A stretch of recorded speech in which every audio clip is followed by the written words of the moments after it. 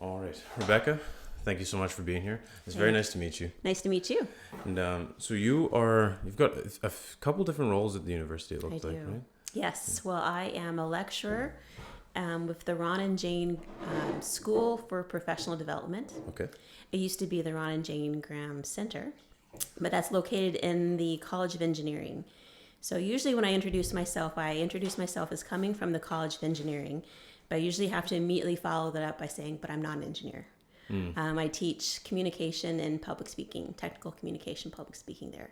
So I've been on faculty with the college since the center/school opened in 2006. But I'm also a full-time PhD student in the College of Education. So I kind of have two different hats at University of Saskatchewan. Yeah. Well, and so why pursuing education now specifically? Well, I love learning. Like I'm a teacher. And I like to joke that I've never left school. So I just recently defended my dissertation proposal, and I talked about how I was entering grade 41, I think, because I never really finished. So I love learning, and it's an honor to be at an institution where I'm able to both teach, but also participate in the learning process. So why not? Yeah. No, that's amazing. And what's your dissertation on? Well, that's a dangerous question, but it's really at the heart of faculty development. So much of my argument so much of who I am as a teacher is linked to the work of Parker Palmer. I'm not sure if you've read any Parker Palmer. Oh, his work really means a lot to me. He has a book called The Courage to Teach. And when I read that book, it was like water in a desert. Like I felt seen. And a line in his books talks about how we teach who we are. And so much of who we are as a teacher is linked to who we are as an individual. I'm taking that argument saying, who we research what we are too. At least I research who I am. So I'm researching a lot about how do we as faculty members claim our identity as teachers and find out who we are and find that resilience we need to teach in some challenging times. So my PhD work started at the very beginning of the pandemic. So there's been a lot of challenges, and over the last few years, I've really identified who I am as a teacher, and I want to kind of continue that conversation because teaching can be an inspiring activity, but also really isolating. So I want teachers to feel more seen, educators to feel more seen as they teach. So my dissertation project really is about helping teachers understand their identity. I won't go into too many of the details, but it's all about this performance model where really the heart of a lot of higher education is set up to seek approval.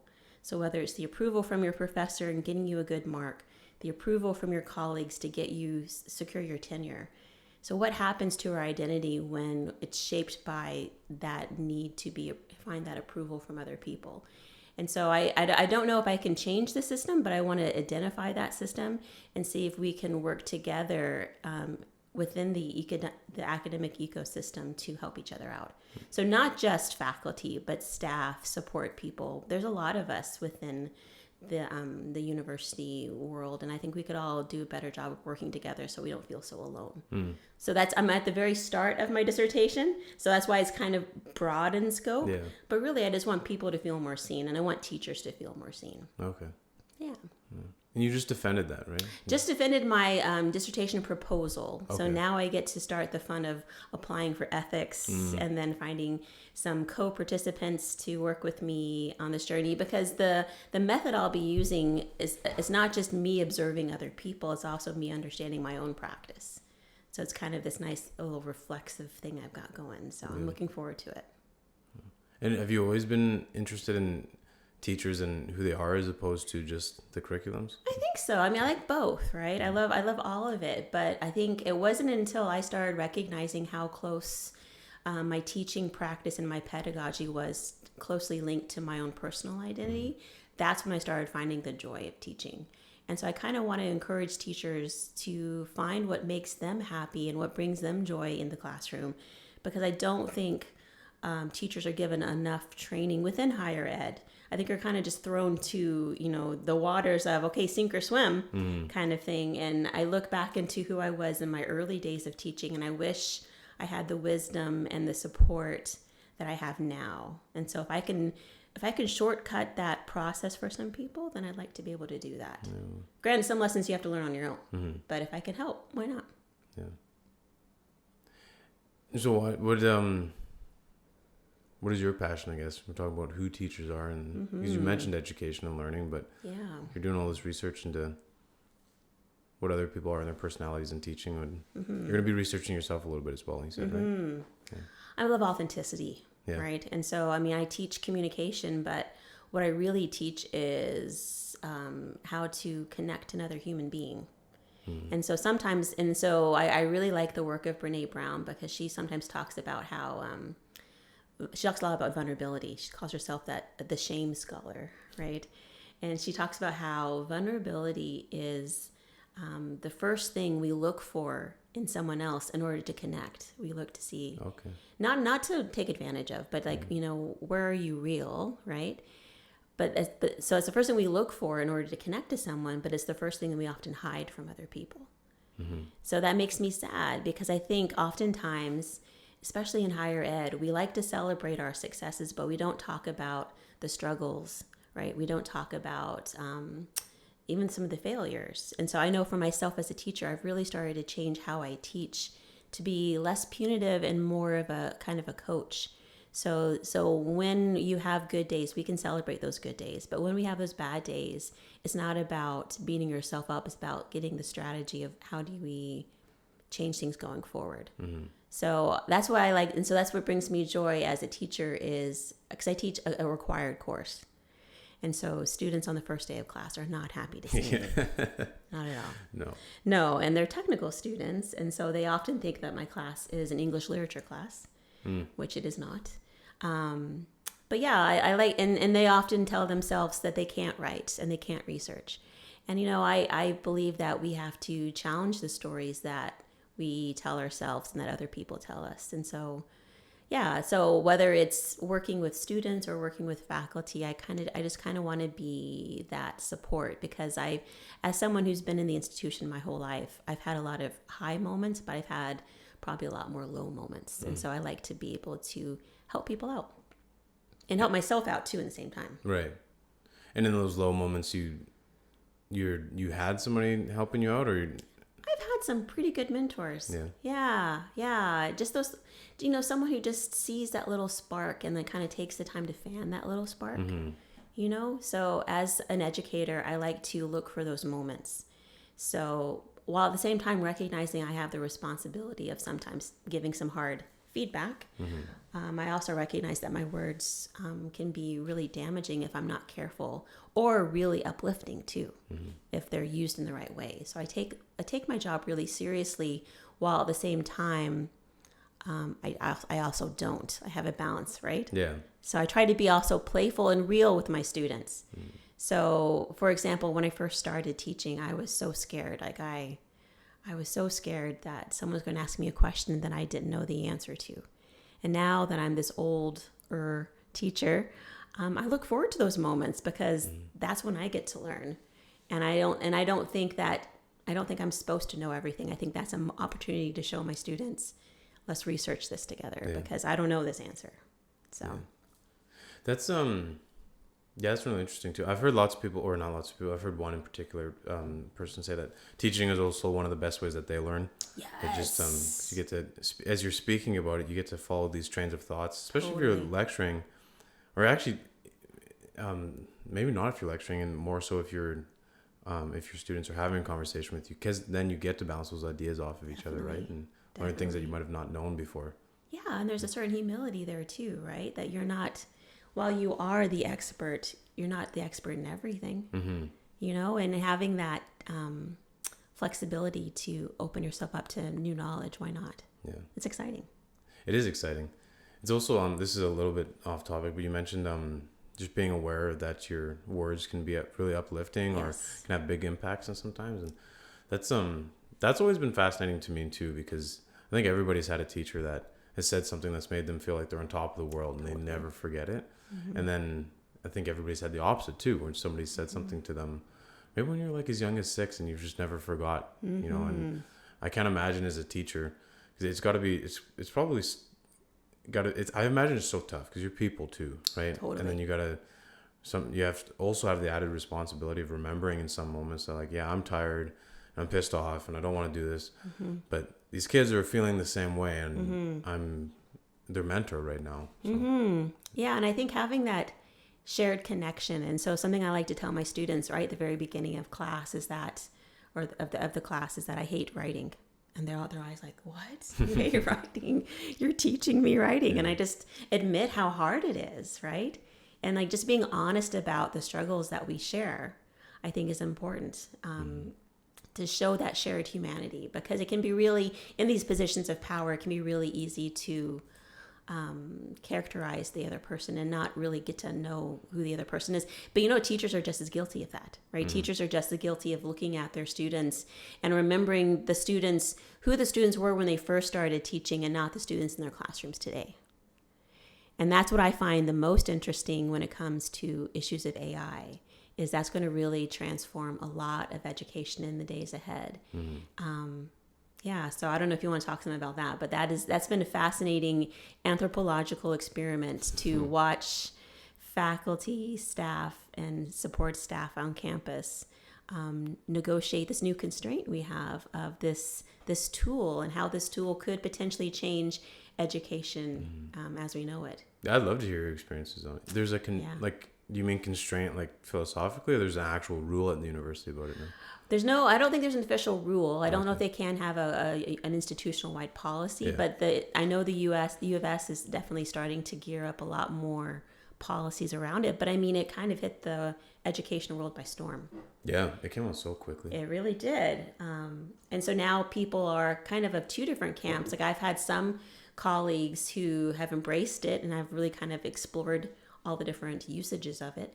And I have other colleagues who are just so dismayed and, are grieving or scared, and are afraid to even say it out loud, because if they say it out loud, students will know about it. Well, guess what? They know about it.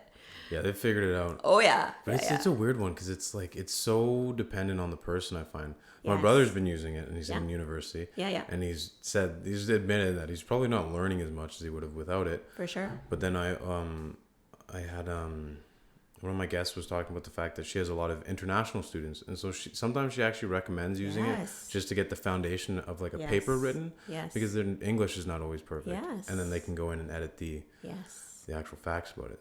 So it really depends on the use case, right? It does. And so the way I've been coming down with it, and I've been talking about it now since the new year with my students, I try to come at it from the perspective of know your intent, because this is a tool. And so the discipline what I teach primarily in my classes, it's drawn from the discipline of rhetoric, which is several thousand years old. What's interesting is when I start talking about AI and artificial intelligence, I like to link back to Aristotle's teacher, Plato. And so I open up my lecture by sharing with students how Aristotle's teacher, Plato, lost his marbles over a new technology that he said was going to destroy humanity and destroy education as we know it. Do you know what technology he was talking about? Wasn't it writing? It was writing. Yeah. He said writing was going to destroy memory, and that we were going to lose so much. And he was right to a certain extent, because the oral tradition changed, right? We did lose some memory. We did lose a lot of the storytelling tradition that we have as a human culture. We still have some of it, but it did change. But look at how much we gained, right? And I talk about another technology, the calculator, right? Or the Google. There are professors in the early 90s that banned search engines because they said, right? And now they're just taken for granted. Spell check, things like this. And so now, can I spell certain words without spell check? No. But can I spell so much more because of it? Yes. So I kind of see AI kind of sliding into this kind of role if we can talk about it wisely with the people that we work with. And so what I tell students is, I want you to use artificial intelligence with your human brain and recognize why you're using it. So am I using this to cut corners? Am I using this as a shortcut not to do work? Well, then what's your intention? Your intention's not to learn. So own it. Own the fact that you're cutting corners, right? Because a big part of my course too is about integrity and ethics. And so I kind of come at it from, I guess, the mom guilt of, you know what you're doing and you know why you're doing it, right? But I think like your examples, if you're using it as a tool to lead to understanding. So if you need help with the passive voice, and you can edit your work, like you've written this and you're going to help use this as a tool to help you come across clearer, that's a tool, right? If you're using it to better understand a densely worded piece of policy text that you have no idea what's about, that's a tool, right? So I think it's all about understanding why you're using it. And are you using this to enhance your work or using this to avoid work? And really, and I tell students straight up, you could use this and I may never know, but you're going to know. You're going to know you use this. And if you get asked to follow up on this information that you submit that's not your own, you could be found out, right? But my favorite thing so far that students have talked to me about, because students like to get really, engaged with the lecture material. And so I had one student kind of, be playful and argue with me. Well, what if I could teach AI to write like me? Like, what if I could teach the prompts? Right. And I was like, yeah, you could spend 45 minutes teaching AI to write like you, or you could spend 15 minutes and write it yourself. Yeah, just get it over with. Exactly, right? So, I think this is a brave new world for education, but I'm excited about it. While at the same time, I'm really curious as I watch policymakers and my colleagues negotiate this new constraint we all have in our classes. Yeah, it's tough. It looks so weird. You hear so much doomsday speak about it. Totally. But I don't know. I don't really buy all that stuff as much. But I know that there's a lot of really famous people down in I think all over the world actually have signed a petition for that I think they sent to the U.S. government or something like that, trying to hold off development because they're all freaked out about it. Well, and I think we have to go in it with our eyes wide open, right? Just like Plato, like we will lose some things, we will gain some things. And so a big part of what I talk to students about is the voice of AI. Like, who is this voice? It's a very colonized, very Western-centric voice. And you're going to lose your voice if you let AI talk for you. One assignment I do in my classes is they have to write a cover letter. And I'm going to have them actually think, I've been playing with this in my head, I think this next term, I'm going to have them ask AI to write a cover letter for them. And then I want them to compare that cover letter to the cover letter that they write. Just for them to see that it may look the part, but it doesn't sound the part. In addition to some of the ethical considerations too, because there's a lot of copyright issues involved with, because you don't know where this information is coming from. There's a lot of ethics concerns in terms of how AI is put together. Like how the content was generated was through workers overseas who were paid just, minimum amounts, having to view and censor some of the worst materials out there where they've had to receive counseling for. So understand that this is a tool, but this isn't a tool to be used lightly. Be aware that there's resources being used here that, you could be responsible for. So be aware of why you're using it. So complicates things, I think. But I think that's life, is understanding that it can be both things at one time. It can be a great addition to humanity while at the same time causing us to have some pause into how it's being used. I've been thinking about that a lot lately, just and not even in AI, just in anything in general. For sure. It's really interesting when you actually think about the stuff that you're using and where it's coming from and what it's affecting, who's getting it to you, the impact it's having on them. It's there's there's lots of things that are, I think, probably wholly good, but there's tons of things that are very good in the world that have a lot of blood behind them, right? Too. Not that AI necessarily has blood behind it, but it's so easy to just take things for granted and not think about what's happening on the back end of it. Right, and who has the privilege and who doesn't, and who doesn't have the microphone, right? Because there could be some really important voices that aren't being heard. So by the same time, it's also really cool. One thing that I've been using AI for lately is if I have, just some random things in my fridge, I just go to and I ask it to make me a recipe out of these things, awesome. And it will come up with a pretty good recipe. So it can be really fun, but again, another dark side is it can really mislead people because it looks legit. It even sounds legit. You can do AI audio recordings. Yeah. So those are crazy. Right? Yeah, it's really interesting. Some of them they make stuff up sometimes too, because they pull stuff from the internet, but then they'll like fill in a lot of blanks themselves too. Definitely. And I asked the Chat GPT one about this podcast actually, and it which I don't think I had started this. I think I had started this podcast after the date, which it said it was trained to. 2021. Which is weird. I don't know, maybe I'm confused, but anyway, it made a bunch of stuff up, and then it started talking about the author, and it got my name right and a couple of things, and then it just made up a bunch of stuff after that. It was really weird. Like, it said that I had like a teaching organization that I ran, and that I trained teachers. Nice. But then it's weird too, because you tell it you can give it feedback. So I said everything else is correct except for this last paragraph, and then it just apologized. It basically was like, "Oh, my bad." Yeah, exactly. So it's weird. Well, and I'm really curious how this will shape research for students, because a big project in my technical communication courses is for them to write a report.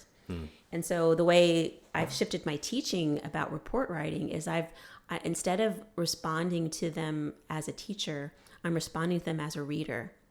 And so I will just straight up say to them, I am confused here. You have completely lost me. Yeah. I have no idea what you're talking about.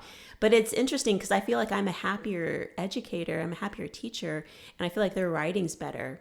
So rather than me saying comma splice circle, big red X, I will say this comma mistake makes your sentence not clear. And so they understand the utility behind it.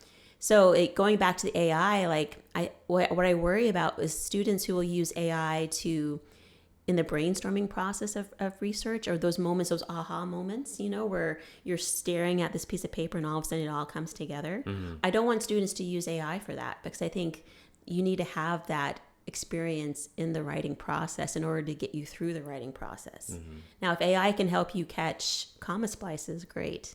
But I don't think AI should give you the ideas you need for the argument you want to make, because you should make the argument. Yeah. It can help you make a better argument, but you should know what it is you want to say. So that's kind of how I see my role as an educator going forward is to how do I make peace with this technology while encouraging students to own their integrity, because that's what I want them to do, is I want them to own their voice. So that can be a challenge in a course where they're not exactly the happiest to be there, but I can usually win them over by the end of the term. Yeah. Just in time for the next class. Yeah. Yeah. Yeah, well, it's really interesting, right? Because like any other tool, you can make it do all of the work for you, or you can do the intellectual work yourself, and then, like you said, have it just fix things. And because it's so easy to just have a tool like that and let it do everything, because then you can speed everything up. Right. But then you lose all of the mental exercises that Definitely. you're doing. You're not straining your brain trying to come up with or fix problems, and and learning is hard. Learning can be excruciating, right? And so I can see the human desire we have to make it hurt less, but I think we have to be careful that we don't make it so that it's painless, because I think learning can't be painless. I think you have to have some struggle, which is hard, because as humans we work so hard to eliminate suffering or to minimize suffering. Yeah. But I think sometimes learning has to be hard, because if you don't have that struggle, you're not going to remember it the next time you're faced with it. I think that's pretty much across the board. I think all things are like that. And the things that you really want to do and are worth doing are the things that are going to cause you issues and be struggle. Because then you're actually overcoming something, right? It's not, if something's easy, you just kind of forget about it. You're like, oh, it was whatever. And I think it definitely has the capability to make things too easy. Right. And then people can forget about that. Because one of the most rewarding things about school, I thought, was when you go into a class that you hate, you can't understand it, your lecturer is boring, and you don't want to be there, and then you actually get a good grade in the class somehow. You sat there and sat through the boredom and nodding off, and you're like, wow, I actually wrote a good paper. Yeah. Yes. Those are the best feelings, right? Right, because you feel like you earned that mark. Yeah, exactly. Yeah. So you invested in the process. Totally. I think that's one of the dangers, is it could take that away, I think, from a lot of students that wouldn't know that they're missing it. So I think so. And that's why I've really been trying to tell them that you have this control. Like, you get to decide how you use this. Oh, and another great analogy I read that I want to use with students is sugar. We all like sugar. We all enjoy sugar. But we have to be careful with how much sugar we eat, how much sugar we consume. And so if AI is like sugar, think about that, right? Like, you could have sugar every single day, but it's going to have an effect on you after a while, right? So just be judicious with how you use it, right? Yeah, and all things in moderation, right? Totally. It's kind of like, this is a weird analogy maybe, but it's almost like WALL-E. Like, if you forget, like, you have something that can make life so easy that all of a sudden you can't walk anymore. Yes. So, it comes at a huge cost. Yeah. So use your human brain with AI. Wow. Have you had any problems with it? Like with students kind of coming back, trying to show you some work that they've done that clearly is beyond their scope, or? I mean, there's always issues with integrity. But what I try to do is I try to come at it from a more constructive, proactive approach, which is very different than how I was taught. So, this is a podcast all about teaching. And what's interesting is so much of who we are as teachers is linked to how we were taught. And so how I was taught and how a lot of the people who taught me how to teach were taught was a very punitive mentality of, if you cheat, we're going to come at you. And what's interesting is even the U of S, where I work, my employer, we don't have a technical academic integrity policy. Okay. What we have instead is we have an academic misconduct policy, which I find interesting because I'm someone who loves words. And so our institution has a misconduct policy, but not an integrity policy, which means we have the policies for catching misconduct, but not the policies for promoting integrity. So there's a part of the misconduct policy for University of Saskatchewan that says there's an onus on the student to know what constitutes as misconduct. I don't think that's fair. Yeah, that's weird. Exactly. Just because I think even among faculty and staff, it's hard to define because it can be definitely a spectrum of, is this cheating? Is this not cheating? So I think we just need to have more open dialogue, I think. And I think just talking more about it will be a start. And that's what I try to do in my classes, is to show that you don't have to cheat. Because I think, it's actually really linked to empathy too. Understanding that students cheat oftentimes not because they're cheaters and they're evil people, but because they're in distress and because they're in over their head and because they feel the need to have a higher mark than actually go through the hard, terrible process of writing a paper. So if I understand that human context, it changes how I go about pursuing any kind of instances of misconduct. Granted, I tell my students, I will pursue these, but why don't we just avoid committing them in the first place versus me scaring you away from doing them. Let's talk about what you need to do to avoid falling into that trap. Yeah, well, I imagine that you're helping these students too to probably just feel more honest in their lives in general too. Helping them understand that, it's okay. Like, you're going to bomb on this one, but that's the way it's got to go sometimes. So. Yeah, well, I give it one example about, is it cheating to read a synopsis of a book and then write a paper about it? Knowing that as an English major, I've been known to do that, right? Just because, you don't have enough time sometimes, right? So we do sometimes cut corners, but we need to understand that those can add up, and they can, looking at the spectrum of academic integrity, we need to be aware of our context and that our actions have consequences. Yeah. So. Yeah, I heard one time that somebody say that they don't think anybody ever gets away with a lie. And I thought about it for a bit, and it was interesting because I was like, well, I think lots of people get away with lies, and then I thought about it some more, and I realized what he meant was that whether you get caught outright by somebody else or it affects your life materially, it sits with you, right? So you can do it one time, you can cheat on an exam, and you're okay. But if you keep doing those things, you're constantly chipping away at the better person that you could have been. And not that anybody outside of you might see it, but then you're kind of feeling that. Yes. And it will just ruin your work down the line. Yes. Whereas instead, right now, you can just say, no, I'm not doing well. This exam is not going to go well, and then I'll move on and I'll get the next one. Exactly. So. I kind of emphasize this too in my classes because I talk a lot about the work of Aristotle, and he talks about ethos or credibility, and how for him, credibility is the pattern of choices that you make. And so lying the first time might be really hard. The second time might not feel as hard. And so down the line, it gets easier and easier to not have that integrity. So to be aware of the pattern of choices that you make, even the choices that people might not see, Yeah. And it can shape who you are in terms of how you conduct yourself. So to be aware of that. And then, but at the same time, I like what you said there too. Like when you screw up and you learn from it and you move on. So a new thing that I do as a teacher is I really try to focus more on growth mentality, or growth mindset rather than a fixed mindset. Yeah. And so okay, you bombed this test. All right. So rather than beating yourself up, you can't change the fact you bombed it. What are you going to do different for the next time? Right? And I feel lucky enough to be able to have small enough classes that I can offer students the chance to rewrite a lot of their assignments. Because the first time you do anything, you might not get it completely right. But learning is taking that feedback, processing that feedback, and trying again. Yeah. So I'm lucky enough to be able to do that for a lot of my classes. Whereas I know, people who teach really huge sections don't always have that opportunity. Yeah.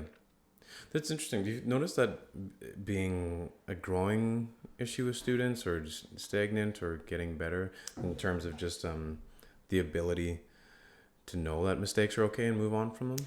Well, I think it's all part of the system. It's baked into the system, right? It's a feature, not a bug. Because if you think about it, so many students internalize a mark you receive as a assessment of who you are as a person. Yeah, that's a weird one, right? It is hard. And I mean, I have to deal in that currency, and I hate it. Yeah. Right? So there's lots of movements within higher ed to go towards more forms of alternative assessment. But because I teach a course that is in a college that's accredited, I don't have a ton of flexibility. But what I do have the ability to do is to be able to coach students and encourage students to understand that learning and communication and writing is iterative. Like, you're not going to get it right the first time. You need to try it again if you want to, right? But for me, it's about empowering the student to give them that choice. Because a big realization I had as a teacher is that not everyone's going to like me or the class that I teach. And that's okay. Yeah. Right? And so I can let go of a student who comes to my class, and the only reason they're there is because they have to be, and they have to get this credit. And so if they want to get a 65, I'm going to help you get the best 65 possible. And I'm not going to take it as a judgment on who I am and the discipline that I represent that you want to get a 65, because the 65 is great.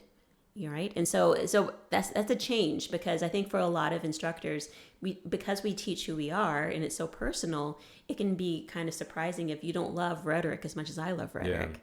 But I think, to answer your question, to kind of go back to what you're asking, I think it's just the system that we're in is we are evaluated and we are put into these boxes, and that shapes how we see ourselves, right? Going back to my dissertation, it shapes how we're looking for this approval.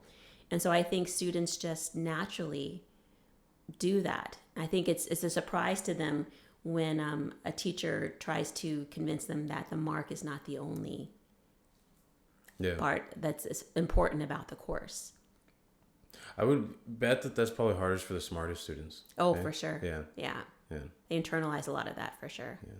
Because and everybody's met people like this, but you grow up with like friends that like from like kindergarten on are just like almost acing every test, you know, and then all of a sudden they get somewhere and they have to start making concessions in some places. Yeah. Like if you've got like, if you're in engineering and you've got a full course load, like some things have to go, right? You got to decide whether it's... You have to prioritize. Yeah.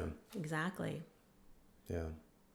It's tough. Luckily I actually did okay with that. I probably was too okay with it. There was a couple times where I gave up on a couple exams or essays just because I was like, I need a little bit of rest here. Yeah.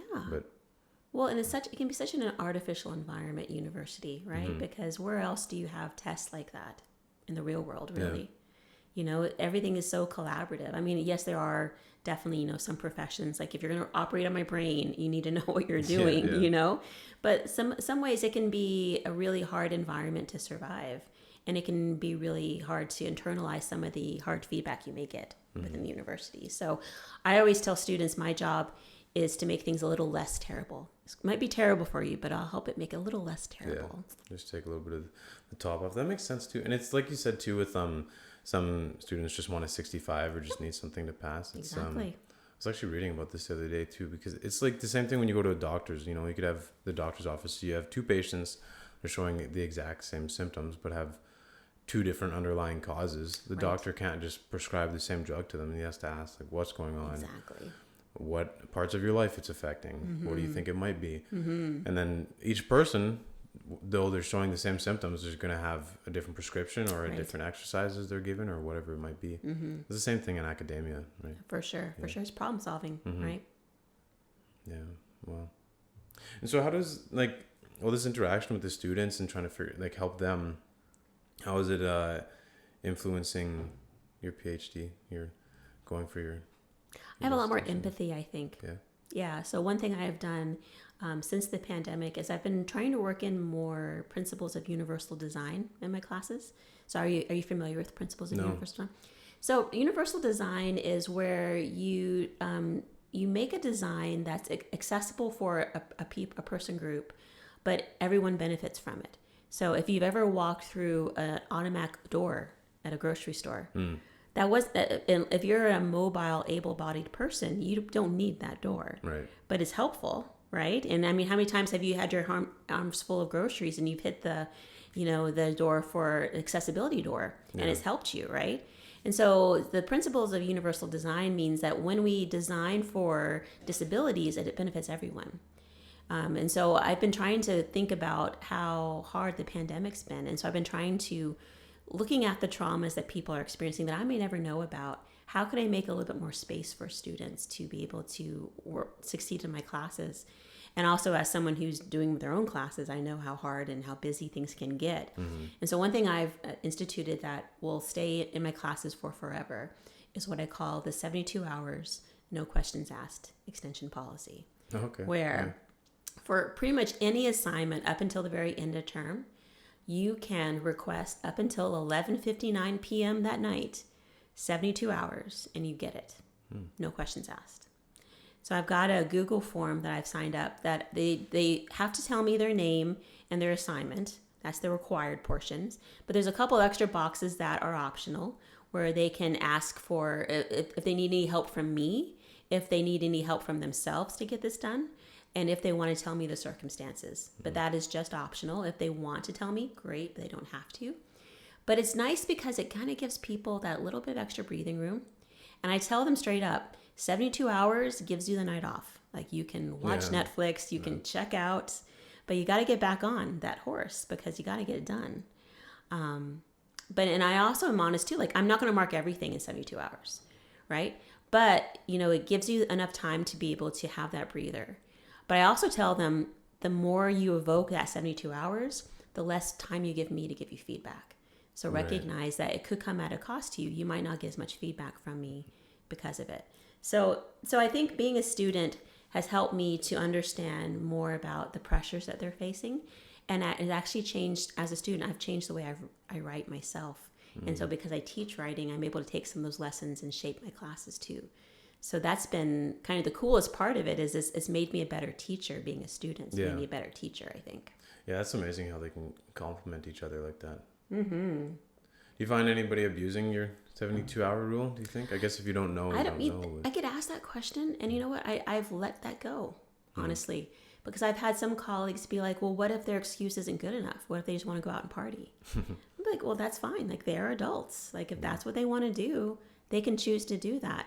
Thing is, like, I don't need to know, right? And I'd almost rather be burned the small few handful of times that I could be taken advantage of far out, or the number of students that will be helped by this policy far outnumber that. Yeah. So I'd rather take students at their word than be someone who doubts them and tries to police their experience in the course. Yeah. So that's just something I've let go of personally. I know that's not for everyone, but for me, I've been able to let go of that. I think that makes total sense though too, because it reminds me of the idea of like getting something 80% ready and then starting is better than trying to get it 100% ready. Yes. So if you've got a policy where it's like you're trying to figure out a way to make to give extensions with perfect honesty and understanding, then you might not get anybody that can do it. Right. Whereas if you go 80% of the way and give a little bit more leeway, then you're likely ending up helping way more people than otherwise. I think so. Yeah. And I just don't want that job. I mean, I don't want it to be up to me to determine if you've, qualified for an extension. Like, sometimes students just don't want to do the work, and I mean, that's their choice. Yeah. Right. So yeah, it's a battle though, because at the same time, I do somewhat feel that personally, but I also recognize that I can't put my expectations completely on someone else either. Mm-hmm. So. Yeah, well, it's impossible to know what everybody's going through, right? Totally, so, yeah. You wrote on your Substack, I almost fired my therapist this week, and you're talking about Just the one part that stuck out to me was not was being frustrated with people not giving enough effort. Yes. Is that you said you were trying to work on that? Yes. Yeah. Yes. I have high expectations. And so I know how to answer this. So the big thing that's really helped me personally and also professionally, again, goes back to the work of Brene Brown. And she talks about how there's a need in our lives to balance our compassion with accountability, right? And so when we skew too far one way or the other, that's when bad things happen. So when we're too accountable to people, when we have too high of standards, we become a hard ass and no one wants to work with us, right? But when we're too compassionate, when we are too giving, we actually become patronizing and we're not helpful. So how do I find that balance? And so that's kind of how I keep myself honest, is I know that I have really high standards for myself. I recognize that I can't always put those standards on someone else, but the standard I can apply is compassion and accountability. So if you're going to do something, I'm going to expect you to follow through while at the same time holding space for those factors that might be out of your control. So it's interesting as a teacher because I am a very compassionate teacher. While at the same time, I've also been accused of being a hard marker because I have high standards for you. Like I believe that you can do this work and I'm here to help you do this work. But if you phone it in, I'm not going to just give you a mark. Like you've got to do the work. So it's kind of an interesting persona because I'm fun, I'm engaging, I make people laugh in my class. I'm really excited about teaching, but I want you to do the work, right? And so for the first time ever in my career, I had a student thank me for failing them. They said, "Thank you for failing me," and that would just blew me away because I failed their cover letter assignment because it was a terrible cover letter. And I always tell my students, if you give me the cover letter you wrote in your grade 12 class, you're not going to do well in this assignment. Yeah. And sure enough, that's what happened pretty much. And I failed it. But again, they have the opportunity to rewrite it if they can reflect and show me that they've grown. And yeah, that's been kind of cool. So that when I hand students back a paper that they have not done well on, I no longer feel guilty. Yeah. Because I'm like, dude, here's your paper. You can do it again, or you can accept it. And if you accept it, I'm cool with it. If you want to work on it, I'm cool with that too. So that's perfect. That's really cool. It totally fits the theme that we've been on too, just about being honest with each other too. Because then people appreciate that so much, even if they're mad at you or like upset in outside of school too. If you're just honest with someone and tell them exactly how what they're doing is making you feel. They're going to appreciate it, whether it's some subconscious or consciously. Like, well, at least they told me what was up. There's no guessing. I know what they feel. So. Exactly. Like, I mean, I tease students too. They'll write a report for me, and the whole report will be 10 pages long, one paragraph, no paragraph breaks. And I will just joke, be like, you make me cry, right? Because, like, experience the reader. Like, what is the reader having to do?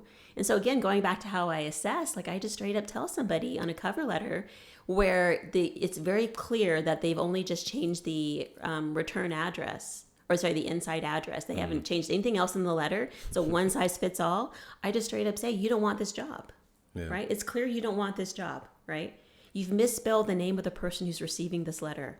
How's that going to go over, right? Yeah. You know, and so I mean, I can kind of be a little bit teasing, but also show them that these words have impact. Like, you're not invisible, right? And if you're not being successful, it could be them or it could be you. Like, you need to have a bit of a gut check here too. Yeah. So. Well, that helps so much too, right? Being able to internalize learning and just showing people, like, instead of like just that something's wrong, like this is why it's wrong and this is why it's wrong to me, or this is why it might look right to you and why it's not. Instead of just saying like, no, it's not good enough. Yeah, and that's why I love this new feedback stance that I have is if I'm going to tell you how I feel as a reader, I'm going to explain to you. Whereas oftentimes as a teacher, you just, I remember I was an English major for my undergrad. And if you've ever do you ever have a lot of English classes in your degree? Just literature and composition. Yeah. So I don't know if your teacher had this, but oftentimes they would have like this sheet of abbreviations where like it would be like CS and then be comma splice. But I would have to read my paper and I would have to look at this like legend, right? And try to figure it out. But there would be like no actual feedback of why is a comma splice, like what is it doing to the actual paper? It's just jeez. there, And so like I want the more holistic of this is here, and I'm not going to show you every single instance where you had a comma splice, but you need to know these comma splices are affecting your meaning. So if you want your meaning to come across well, fix them, and it gives people a bit more incentive to do it than just labeling their paper. Well, they just like, they know what to do, right? Like it drove me crazy when I get papers back and they'd be like, they would just like write Y and then circle a sentence. I'm like, well, like, what do you mean? Like, what, I'm supposed to read your mind? Yeah. Right? Like, oh, it's so frustrating. Yeah. But again, I think I have this kind of sensitivity because I'm still in school myself. And so I think I know what that feels like. And so I almost wish that there was a requirement of all instructors to have to be in a class every 5-10 years just to experience it. Yeah. Like in the pandemic, it was wild to see the emergency remote and the remote teaching for instructors who had never taken an online course. Yeah.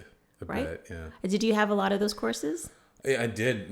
Thankfully, I had like almost all good experiences. Oh, so, that's good. yeah. That's good. Because I mean, I had some students say that they had like one folder and everything in that folder, and it's like impossible. But if you don't know any better, right? Yeah, if you know, actually that way, some of the actual digital course organization was a little bit like, some of them were really tough to navigate. Yeah. But the teachers themselves were doing fine. So, oh, that's good. Yeah. That's good. No, I went to some faculty training sessions where I won't name the faculty, but there are some faculty that their webcam would be like right there on their forehead. It's just like, oh my gosh, this is going to be such a hard road for you. Yeah. It's interesting. Some people just don't grasp those things at all. Like it's, I was saying to, I think I was saying this to my dad, is that I have such an intuitive understanding of computers for whatever reason. Like when I open a computer, it's not hard for me to find where stuff might be, or kind of figure it out as I'm going along. Sure. But then you watch some people use a computer and you're like, okay, now move your cursor over here, and they just can't. They can't do even it. get Can't it do over it. there. So, they don't have that tacit knowledge, right? And I think as teachers, we value being able to break things down, but I think technology can really freak some people out, and they're just like, I can't do it. And again, that's that fixed mentality. So we talk about in our students, but it's definitely there in faculty too. And so I'm not going to change my lecture notes. I've been teaching the same way for the last 20 years. I got to have that overhead transparency machine in the corner. I'm not even kidding, right? So like it's the need to grow is also important for educators as it is for students, I think. Yeah, I totally agree. And I think one thing that a lot of those people miss too when they're teaching the same course using the same technologies is that it seems like because you've got a new set of students each term that they don't know that it's the same. Yeah. But it's one of those things that you kind of smell out. Oh, 100%. Like you're being given regurgitated information. Yeah. And so I don't know how teachers do it. I mean, the thing is I have to teach the same course though over and over again. And so I've taught the course that I teach. I have to count it again, but close to almost 100 times I've taught this course. But every time I teach it, it's different because I would be bored to tears if I had to teach the same way over and over again. Well, then your students would suffer, right? So, exactly. But teaching's scary. Yeah. And so I understand at the same time, I understand why teachers teach it the same way because it's comfortable. And then you know it, right? And so if I'm comfortable, then I don't have to worry about that question that's going to throw me off. Yeah. But I kind of like that little bit of, not being completely balanced and not being completely, having to be on my toes, I think is also makes it fun. I think so too. It's unfortunate that lots of people don't think that's a good thing to do. They want to avoid it, stay in their comfort zone. You gotta kind of learn that being outside in that area of discomfort is actually where you're gonna have the most fun. No, for sure. Growth. But, for sure. Yeah. It's such a nerve-wracking activity, though, teaching. Like, yeah, I can imagine. Right? Like, I mean, you screw up and you have a bad day in the class. It's not like having a bad day, in a job where you can clock in and clock out. Like, you feel morally terrible as a teacher. So, I mean, I don't want to be, like, just dishing on my colleagues who, teach the same way because there's not a lot of supports out there either for teachers. Like, there's so many demands on us to have to update things, but... Yeah, I agree with you, though. I think it's important to be able to have that flexibility and growth. Yeah, well, I've been doing this has given me a lot more appreciation for lecturers and professors and teachers just in general, just from learning and hearing about their experiences too. Because one, you guys have the craziest workload that's ever existed. And then on top of that, somebody was telling me too that I'd never thought about this before, and I wish I had when I was in university, but or when I was in university, but they were saying that as a lecturer, when you go up and you're teaching a first year class that has 300 students in it, Yeah. Yep. especially if you're new, the lecturer is being vulnerable too. They're going up there Yes. and they're teaching something that they might be really interested in, but Yes. might not want to be a teacher, and so they're trying to figure out how to Yes. expose what they love to a bunch of people, and some of them are sleeping, some of them are on their phones. Yes. And so I wish I would have heard that person say that to me before, Yes. so I could, because I was that student in a lot of classes, sleeping Oh. and falling over and on my phone, and Yeah. so. Yeah, well, and that I try to talk to students about that, about how communication's two ways, right? Like, I'm sending you a message from the front of the room, but you're sending me a message from where you're sitting. So yeah, so again, having that empathy, right? Having that empathy and so for teachers to have empathy for your students and where your students are, and knowing that your students are not the same students that were when you first started or when you were in school, but even for students to recognize that, yeah, we're human beings too. And I've got, 75, 15-page reports to read in 2 weeks. Like, that's a lot of work to do, and maintain that freshness and excitement for the first paper as I am for the 75th paper, right? Yeah. So. Yeah, well, I think it's so easy to forget that like, your teachers are people, and they've got a job and they're doing the best they can, but I think the further you are away from them, the easier it is to just think like, oh, they don't care about me, why should I care about this? But everybody's just doing their best, right? Exactly. Yep. Yeah. So breaking down these walls and these divisions we have within our academic ecosystem is important, I think. Yeah, and I think it seems like there's more groups at the university and more programs that are trying to do that, and kind of just like trying to come up with new ways to educate and help each other out, staff and students. Sure, and even just having fun together, I think, is important. Yeah, oh yeah, totally. Well, there's nothing more exciting than learning about something that's also like making you laugh and smile at the same time. Definitely. Yeah, that's really cool. Something that I started in my classes that's been really fun that you might want to try with your friends if you have a chance is PowerPoint karaoke. Okay, yeah. It is super fun.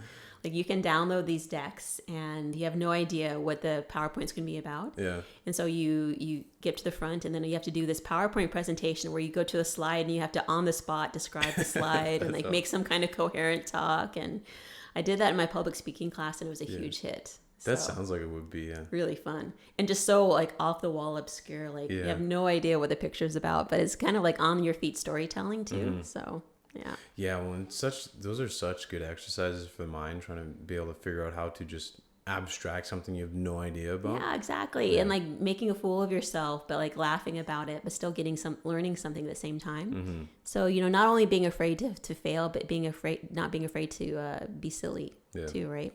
For sure. Yeah, that's awesome. Do you have lots of students that are still afraid to, I guess maybe not be silly, but is it hard getting students to break out of their shell sometimes and kind of be more like that? I think so. I mean, a lot of people the course that I teach is a required course in communication. So right away they're kind of coming in with their own notions of what it is I will be teaching. But I think just the process of connecting to someone else's humanity, which is really what I'm talking about, is I don't really talk to them about the technical bits of what they're studying, but I talk to them about how do you take the technical bits of what you're studying and connect to someone else's humanity. And that does require a certain amount of authenticity and vulnerability for both yourself and for what you're looking to, how to connect to the other person. So it's just showing them the tools and showing them that it can be fun and you can still be very serious and very technical without sounding depersonalized. Because oftentimes people think professional is not personal. But if professional isn't personal, you're not going to be successful. So that's what I try to express to them, is that you can be who you are, and who you are can be successful as long as you're willing to make the thoughtful choices to connect who you are to the person you're talking to. Yeah, well, yeah. No, that makes perfect sense.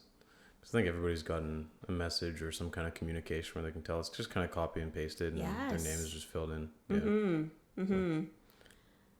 The dear valued customer letter, right? Yeah. It's like, oh, I feel so valued. Yeah. Your name's in a different font than the rest of it. Yeah. And I tried, and I showed them to that. I tell students, I was like, this font change tells me something. This is a story you're telling me when I see this font change. So I like to think initially that people just don't see these things. And so like I'm showing it to you. But once I show it to you, it's like Maya Angelou says, when you know better, you do better. And so once you see it, you need to change how you communicate with other people, because now you know what's expected of you, right? Yeah. And again, it's balancing compassion and accountability. I can give you a pass the first time, but the second time I'm expecting you to know better, right? Yeah, totally. Yeah, well, because then what else are you doing, right? If you're just giving the same thing over and over again. It's the same thing as like we were talking about earlier, just showing that you're not really interested in doing this. So, is it pretty often for your students to come out, like the ones that are just, you can tell that are just there to take the class? Is it pretty common for them to come out loving it on the other end? I think so. I mean, I don't want to toot my own horn, but we do a lot of, I tell them straight up that my class is one where you're not going to be invisible. Like on the very first day of class, we make name tents, and so I see their name right in front of them the entire time, and that's how I take the role. Is I hand out the name tents, and so if I see people are missing a lot of classes, I just touch base with them, not to get on their case, but be like, I haven't seen you for a while. Are you okay? But we do a lot of like activities where they have to kind of work together in groups to process artifacts and to kind of wrestle with the theory, and we kind of become a little community. And so it's really nice actually, because by the end of the term, they all give their own speeches in front of the class. And what's great is they end up helping each other more than I help them. That's cool. So at one point, like last term, someone raised their hand and said, no offense, Rebekah, but I got way more feedback from my classmates than I got from you. And I was like, that's awesome. That's what I'm supposed to do, right? Like, it's not just about me. Like, I am one voice, an important voice, but I'm one voice in your audience. So for them to recognize that they can help each other, that's my job, right? Yeah. Well, I think that the best teachers or coaches or anybody are the people that are not just showing you what they know, but are helping you maximize your abilities. Definitely. And hopefully going beyond yourself too, Investing in you and seeing how you can take this, because ultimately I can't teach you, you teach you. I give you the tools and I show you the way, but the way that you're going to learn this is you have to teach yourself. You have to invest in this process. So less pressure for me too, which is nice. Like, you get out of this what you want. Like, I actually opened my class by talking about, I set it up as a choose your adventure. So I don't know, did you ever read any Choose Your Adventure books when you were little? Just one. Just one? They're huge in the 80s when I was growing up. Really big. And I know there's a Black Mirror episode you can watch. Yeah, Bandersnatch. So cool, right? You can pick your... So I tell them the very first day of class, when they're all in there, and most of them don't want to be there because it's a required class. I say, you get to choose your adventure of what you get out of this class. And you can decide on the day what your adventure will be. And so I've got a list of them. One is, are you a tourist? So if you're a tourist, you're here to visit and to kind of get something out of it, but you're not completely committed. You're just here on holiday. You could be a hostage. Are you a hostage? Are you looking at the clock, begging to get out of here as soon as possible? Are you an expert? Is this a waste of your time? Like, you already know this, and why are you even here, right? Well, what's going to happen if you have an expert view the entire time? You're going to miss something in the class, and you might not get something out of it. And then I end by talking about, well, can you be an explorer, right? Can you be open to some possibilities? Some days will be good, some days might not be good, but you get to choose this. And really, it goes for that motivation theory goes for the rest of the course. There'll be some days that'll be awesome. Some days that won't be great. But who's really in charge here? You're in charge. I'm not in charge. You're the ones in charge. So. Yeah. You decide to learn, right? You can either sit there and, like you said, pretend or be an expert and just not listen and think everything's below you, or you can decide to listen. Exactly. So that's been helpful to kind of show people, and it gives people that autonomy. Like, more and more as a teacher, I want to give you more autonomy. I know that I'm in charge, and then ultimately I give you this mark, but you get to decide what you get out of this experience. Yeah, well, I feel bad because you've said it a few times, and I only have a slight understanding of it. Can you define rhetoric for me? Yes. Well, rhetoric is a much maligned term. Okay. Oftentimes when people think rhetoric, they confuse it with propaganda. They think people are using it to deceive, right? So, this is a politician's rhetoric. But really, rhetoric, it goes back to Aristotle, and it goes back to this idea of how do we influence people? How do we connect with people? How do we influence people with our words and our ideas? So it's moving people and getting people persuaded with how we see the world and how we can shape the world through our words and through our actions. And so it's this ability we have through the force of argument to get people to connect to people using our words. And so it's a real relational way of connecting through both our argument, how we connect to our audience, and also how we connect to our own credibility as a speaker. So we balance all three of these. And so oftentimes we think that the only thing that's important to our communication is just our argument. Right. So we'll just have, a million PowerPoint slides with paragraphs of text on it. That's not the best way to communicate because you're not connecting, right? And if you're not connecting, you're going to lose that credibility. So we really talk about that balance of all three of those. How do you take technical content but make it exciting and relatable and engaging for your audience while maintaining your own credibility? So it's balancing all three of those elements with students. So what I love about the course that I teach is it's so practical, right? I was an English major and I loved reading about literature, but there wasn't a lot of practicality there, right? Like you could read and appreciate the aesthetics of a Shakespearean play, but there wasn't a ton of like practical takeaways that I could find from it. Whereas rhetoric it's not just about appreciating the structure of an argument. It's what do you do with that? How do you change the world? How do you shape the world with your words? So that was the missing piece I needed in my English literature degree was I can appreciate something and then act on it at the same time. Yeah. Wow, that's really cool. And so would the Socratic dialogue be rhetoric? And as a way to get people to understand that method. Like, so Socrates came before Plato. So it's all in that lineage, right? So we had Socrates, Plato, and then here comes Aristotle, right? So they're all refining what comes before, right? And so I often like to do Socratic dialogue with my students because it helps them to engage with the person who's speaking. So it's, instead of me talking down to you, we're on the same level. And you're learning, and it's as we're climbing up that level of that ladder of understanding. Yeah, that's such a cool experience when you're in not even necessarily a full-on disagreement, but just a conversation with somebody, and you can feel that you're both climbing a ladder, and that is so cool because then you might actually leave that conversation more polarized than before with the other person, but you both kind of have a better understanding of your understanding. Yeah, I mean, I often tell students that persuasion isn't necessarily getting someone to completely agree with you.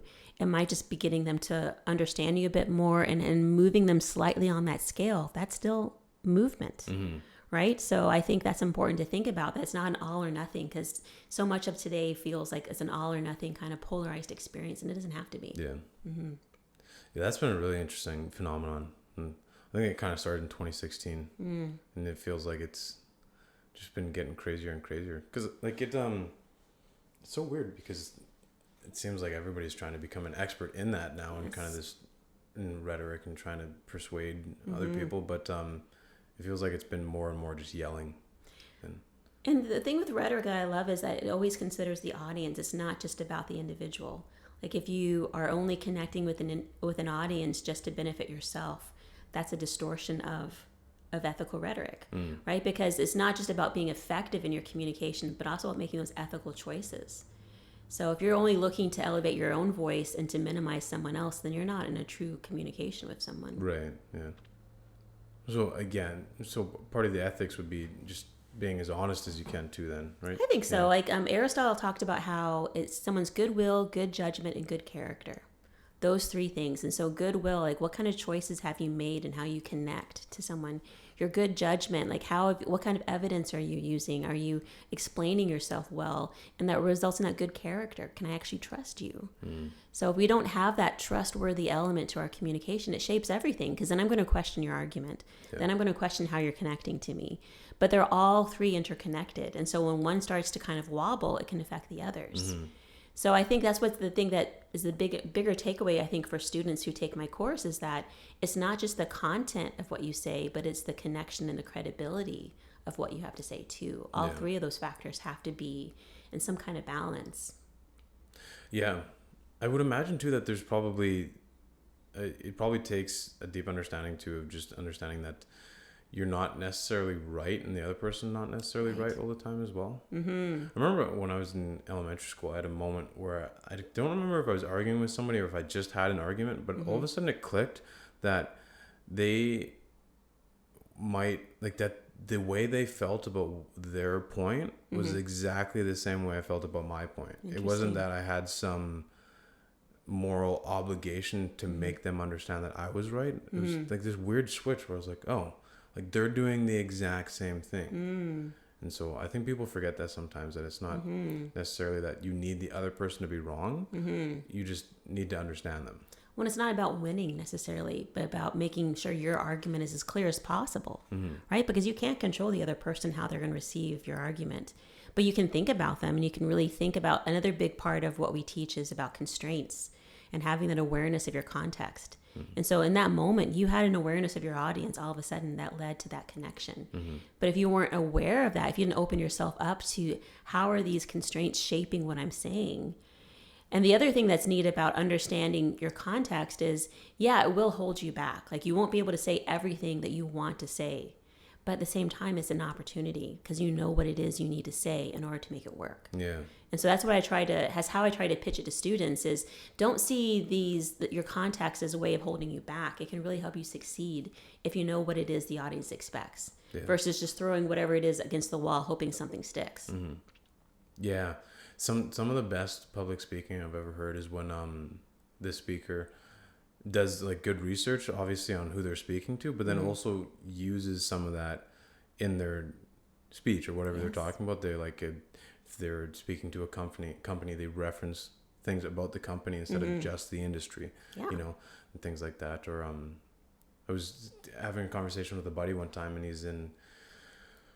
He's a biochem guy. He's going into ed, but he's done a lot of biochemistry. And at a moment where I like I understood just a little bit enough about biochemistry to use an analogy in it that would help him understand what I was trying to say. He got like saw it click in his mind. It was like, finally, instead of just trying to explain it the way I was understanding it, put it in a context that he was able to better digest, and it actually helps, because everybody now knows what page you're on. Right? Yeah, well, Aristotle calls that pathos, right? And really, it's a form of empathy, right? Like, I see it the way you see it. Yeah. And so oftentimes, again, it kind of goes back to what we've been talking about all this whole time. Isn't it interesting? Vulnerability, right? Like, we oftentimes, we use pathos to connect, but we really have to think about who we're connecting to and be willing to make those choices to connect with someone else. And so having those moments of authenticity where I've really taken myself out of the equation and I've thought more about how you need to hear this message. Not so much what I need to say, but what do you need to hear about this? Yeah. That's a change. And I think once students see that in my class, I feel like that's the magic moment when it's all about, it's not so much what I have to say, but what do you need to hear about my message? And then all of a sudden, you know what it is you need to say. Whereas I know for me as a student and as a writer, the blank page is so hard, right? But if you can think about your audience and those constraints, then I know what it is I need to do. And I feel like I have the confidence to be able to do it. Yeah, that's really cool. It's, and people, like, we're talking about being able to sense things from people speaking to you too. Mm-hmm. People know when you're just trying to get a point across at all costs, you know, like, I need to get this message across in this way, and you're going to understand it. I'm going to force feed it to you. Mm-hmm. People know when you're doing that, as opposed to just, like you said, just saying like, okay, what do you need to hear? Mm-hmm. How can I better get it across to you? Like, what do I have to sacrifice in my own argument? Because sometimes the best format is not the format that just includes everything. Exactly. So, like, what you find cool about your project might not be relevant to the person hearing it. You needed to go through it, and that's great, but you need to recognize not everything needs to be said. Yeah. Mm-hmm. Yeah. Well, do you have debates then in your classes? Or? Not really debates. No. Like, we don't have a lot of time for that. Like, this is a required course, so we try to hit a lot of the major parts of technical communication. So we talk about applying for a job. We talk about giving a speech. We talk about the process of researching and writing a report. So we kind of hit those main key areas.